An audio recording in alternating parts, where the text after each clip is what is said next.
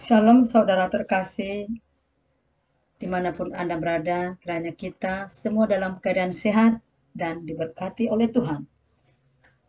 Untuk firman Tuhan pada saat ini terdapat di dalam Kejadian pasal 39 ayat 1 sampai 3. Bertemakan Yusuf disertai dan diberkati.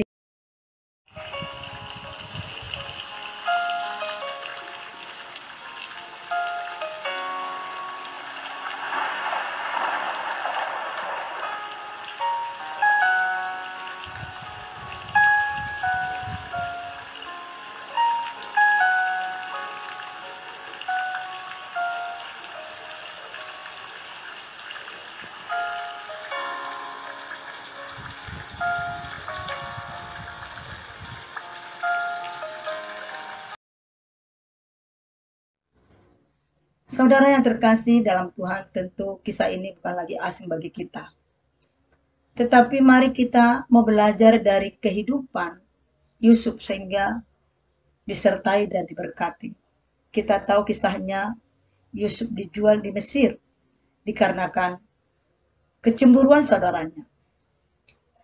Ya, saudaranya merasa disaingi oleh Yusuf karena ada perkenanan dari ayahnya. Mari kita melihat bagaimana bekerja dengan sepenuh hati Yusuf ini. Artinya dia bekerja bahwa tidak perlu cari muka, tetapi dia bekerja semampu dan sebisanya. Tetapi Tuhan menyertai Yusuf sehingga ia menjadi seorang yang selalu berhasil dalam pekerjaannya. Maka tinggallah ia di rumah tuannya orang Mesir itu. Jadi Yusuf melakukan pekerjaan sepenuh hati. Tidak perlu seperti yang biasa dilakukan seseorang di pekerjaan kalau ada pimpinan, dia pura-pura baik, tetapi kalau tidak ada pimpinan, dia mengabaikan.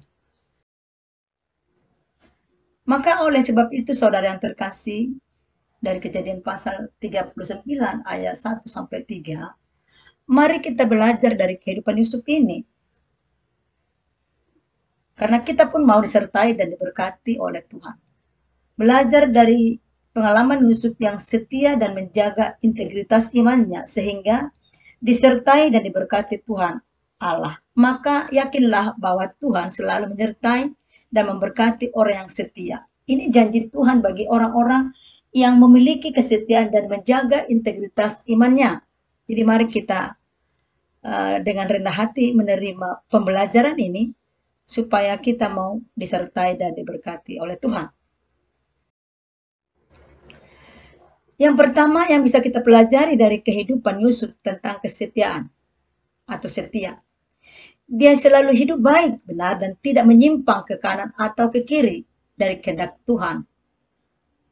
Dia selalu menolak dosa dan kejahatan, sekalipun menanggung kesengsaraan karenanya. Bahkan di penjara karena kebenaran dan ketaatan kepada Tuhan sekalipun, dia tidak takut.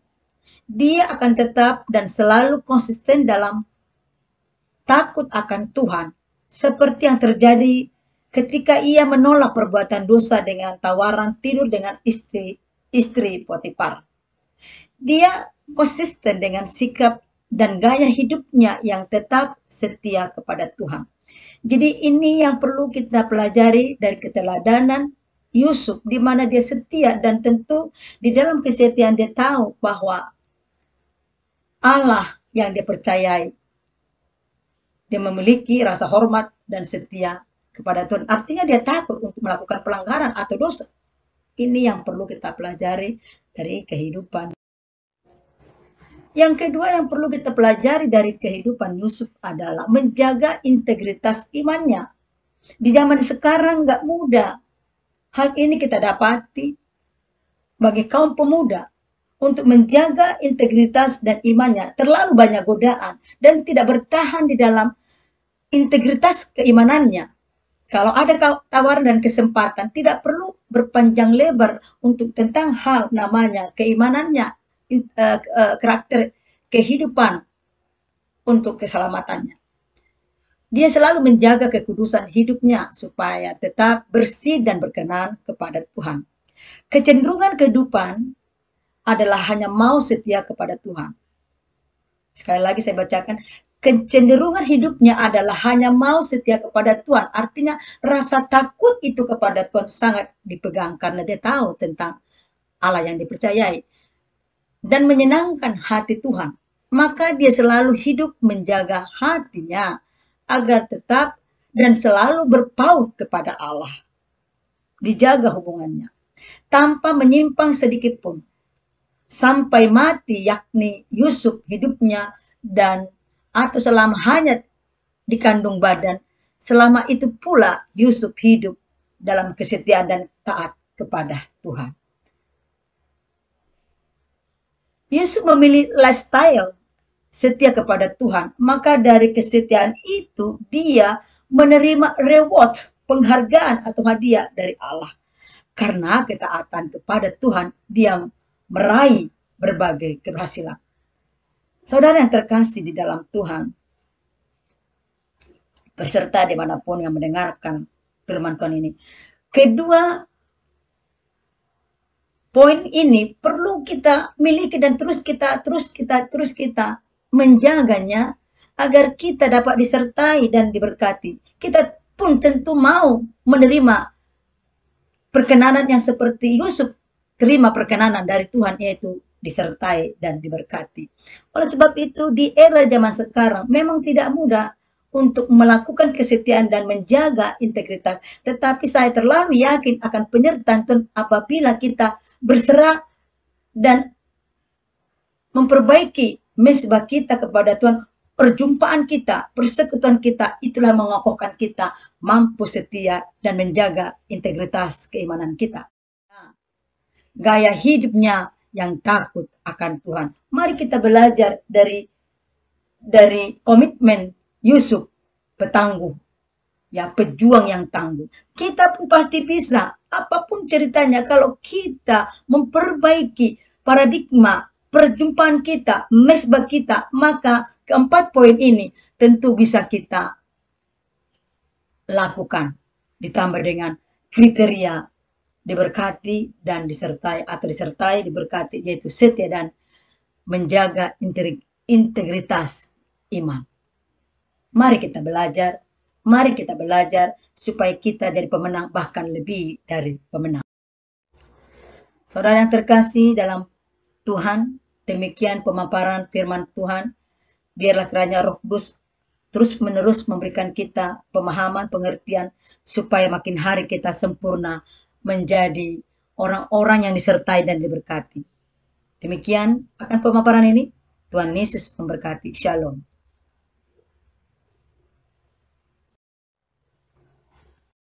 Karena kemurahan-Mu kami ada, karena pertolongan-Mu dan kasih sayang-Mu lah kami ada saat ini. Kami bersyukur kepada-Mu Tuhan pada malam. Engkau memberkati jam istirahat kami, sehingga di pagi hari ini kami ada. Biarlah kiranya segala pujian semuanya bagi Engkau ya Tuhan, dan setiap pujian yang kami nyanyikan biarlah itu berkenan kepada-Mu, dan indahkanlah kami setiap puji-pujian kami, bahkan korban-korban kami Tuhan indahkan. Kami serahkan anak-anak-Mu yang mengambil pelayanan di pagi hari ini. Berkati dia Tuhan, mampukan dia Tuhan.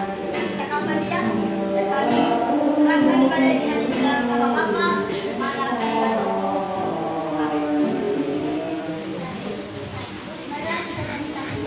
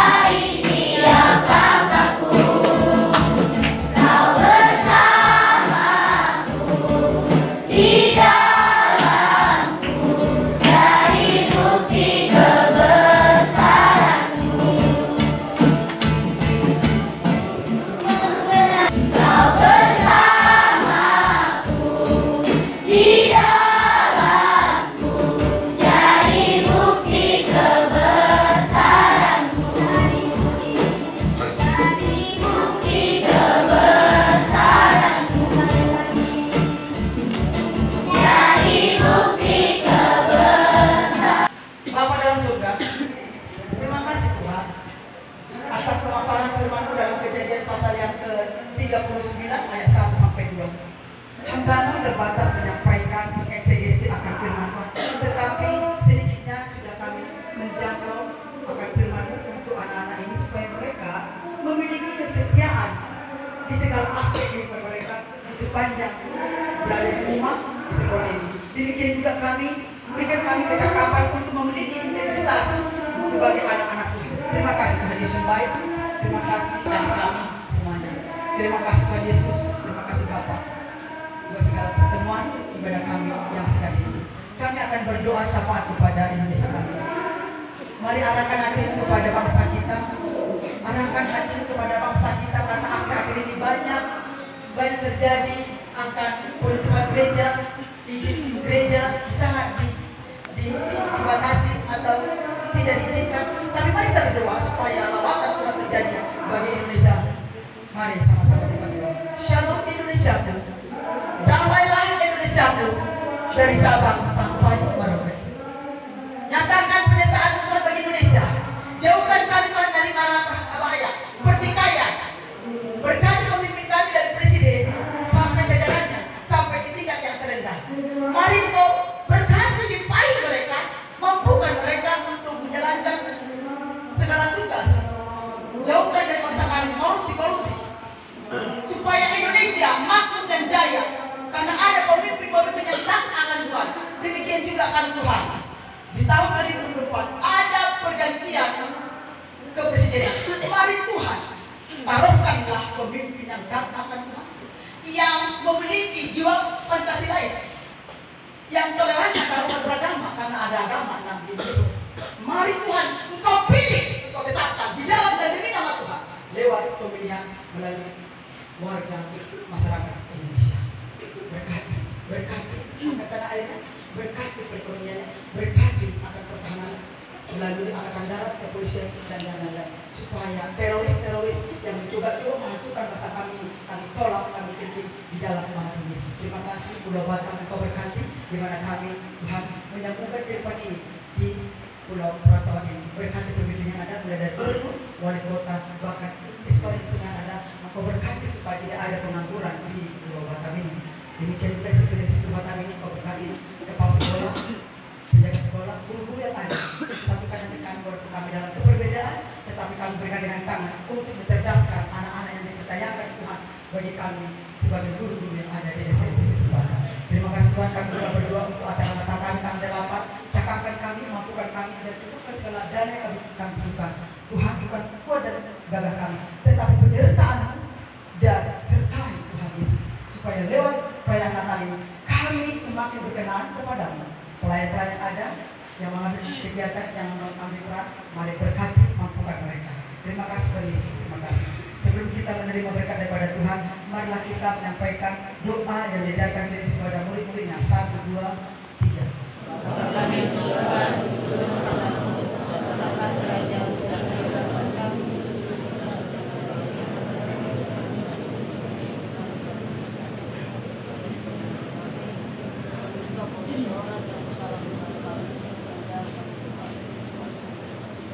Mari arahkanlah hatimu menerima berkat persekutuan kita yang indah pada hari ini.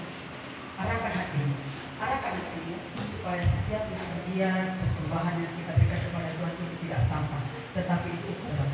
Terimalah berkat persekutuan kita di pagi hari ini. Berkat yang melimpah turun atas, diberkati akan masa studi, diberkati pertumbuhan hidupmu, diberkati kesehatanmu, diberkati kedua orang tuamu, apapun usaha mereka, diberkati berlimpah-limpah. Dijauhkannya kita dari mana bahaya. Ketika kita keluar dari pintu rumah kita dan kembali dari rumah, kita selamat, terima berkat. Dan nantikan Tuhan, Maranatha, Yesus datang kedua kali menjemput kita orang